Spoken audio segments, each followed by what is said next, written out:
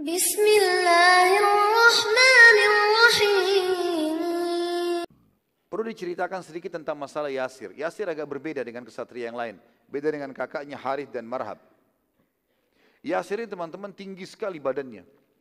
Saking tingginya, dia waktu berdiri, dia waktu keluar, dia berdiri dekat pohon kurma sama tingginya pohon kurma. Itu dalam riwayat Sahih, riwayat Bukhari. Ya. Waktu dia keluar, dia jalan seperti seorang raksasa yang jalan. Dengan baju besinya, ya, dengan pedangnya yang besar, gitu kan.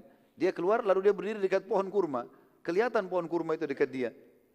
Maka waktu dia dekat dengan pohon kurma itu Nabi SAW sendiri keluar. Lalu mengatakan, ya, pada saat itu Nabi mengatakan, Subhanallah, orang ini sangat tinggi. Apakah tingginya mencapai 5 hasta? 5 hasta itu 5 siku. Ini kan kurang lebih setengah meter ya. Berarti 2,5 meter. Kata Nabi SAW, apakah tingginya mencapai 5 hasta? Kata para sahabat, lebih tinggi ya Rasulullah. Bahkan lebih tinggi daripada itu. Gitu. Yasir lalu melantunkan syair-syairnya yang masyhur. Tentu ini juga saya katakan, kita tidak nukil syair-syair orang Yahudi, di buku-buku mereka ada. Kita tidak penting masalah itu karena dia memuji-muji namanya, memuji Yahudi, memuji keterampilannya, ototnya, segala macam. Yasir lalu kemudian memuji-muji dirinya. Dan pada saat itu Zubair bin Awam menjawab tantangan tersebut.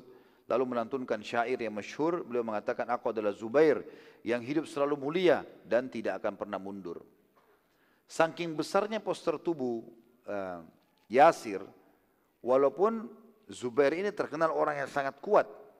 Dan tentu nanti akan beliau dapatkan julukan khusus di sini karena mengalahkan Yasir.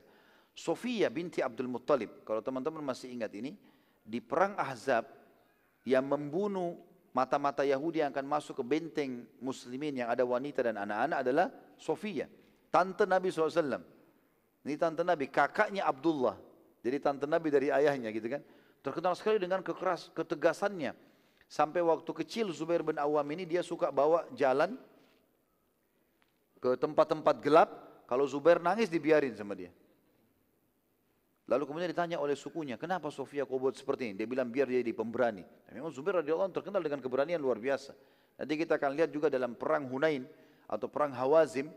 Itu waktu pasukan muslimin datang, orang-orang Hawazim tidak ada yang takut sama muslimin. Berani. Waktu Zubair datang, cirinya dia suka taruh tombak 2 di pundaknya, itu dikasih warna kuning. Waktu pimpinannya suku Hawazim melihat, dia tanya, siapa yang datang itu?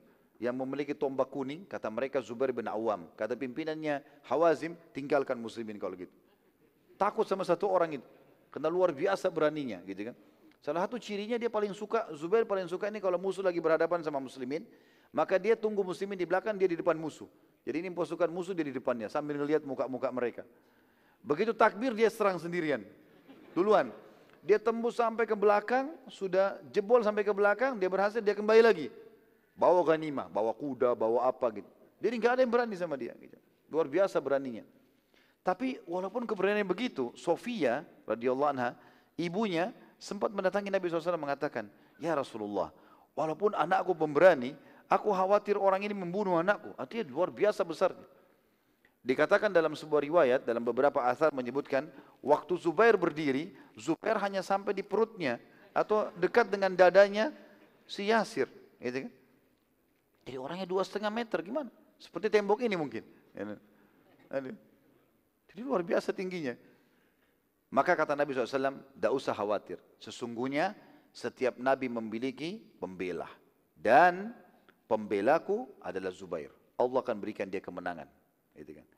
Maka akhirnya pada saat itu pun, tentu ada riwayat yang menyebutkan, tidak tersebutkan hadis ini kecuali setelah Zubair membunuh Yasir. Maka Nabi SAW mengatakan tidak usah khawatir hai Sofia. Karena anakmu yang akan membunuh dia insya Allah. Maka terjadilah perang tanding yang sangat sengit dan perang tanding ini lebih sengit daripada peperangan tadi sebelumnya. Gitu kan? Sampai-sampai dikatakan debu berterbangan di sana sini. Gitu kan?